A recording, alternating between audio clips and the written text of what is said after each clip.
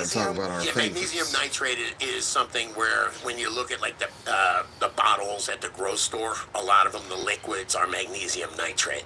Okay, what about for calcium? If I'm noticing I have some calcium deficiencies. Again, calcium nitrate, lime, gypsum, bone meal is an organic source of them, and these are all like bone meal, super slow release source of calcium.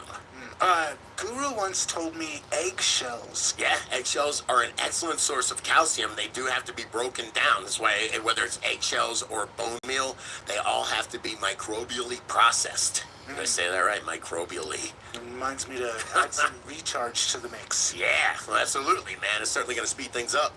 Okay, and we can add them in one at a time, but I've also seen products that have calcium and magnesium both in one product. Now, yeah. You were talking at the beginning about making sure that they were in the right proportion. Can you explain that, why that's important? Yeah, if you put them in the wrong proportion, or even if you dump a bunch of calcium on there, that calcium has that magnetic charge, that double positive charge. It's going to stick to that soil. It's going to take up a lot of the room for the double magnetic charge.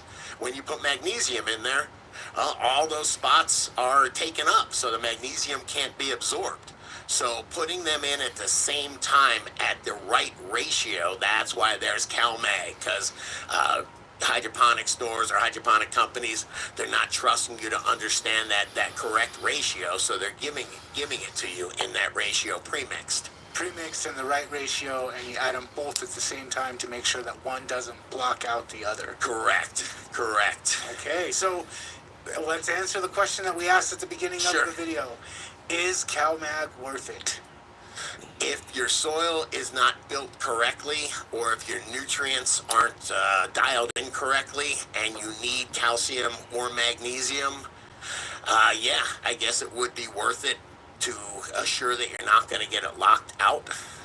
Okay, and then last final plug for Grow Dots. I'm going to just throw this in. Sure. I know that we spent a year dialing it in, and we've got it to where it's perfect now, but it took us a year of playing around. It wasn't easy. There is a perfect formula or an ideal ratio for calcium and magnesium. It's usually 2 parts calcium to 1 part magnesium. It doesn't work when you're doing a controlled release, when you're trying to figure all this out by weight and then to break down every day how it's going to break down. It took a lot more work. I wish I could have used that recipe. Okay, so overall, your plants need the calcium, they need the magnesium. Yes. You either want it dialed in, or you might want to use an additive, but more is not always better. No, definitely. If you add a ton of Epsom salts on there, it's going to block out all the calcium absorption points. You're going to have a calcium deficiency. Same thing the other way. So it's important to have them in balance, to have them in proportion, or to just apply them at the right ratio. And that's the idea behind CalMag. So do you need it? No. If you do need it, it sure is a nice solution to be able to not really think and just measure a tablespoon per gallon and pour it on there. I'll say that. But what about you? Do you use CalMag in your grow? Let me know in the comments. And if you like this video, please hit that like button, hit that subscribe button, and check out the other couple videos YouTube's recommended over here.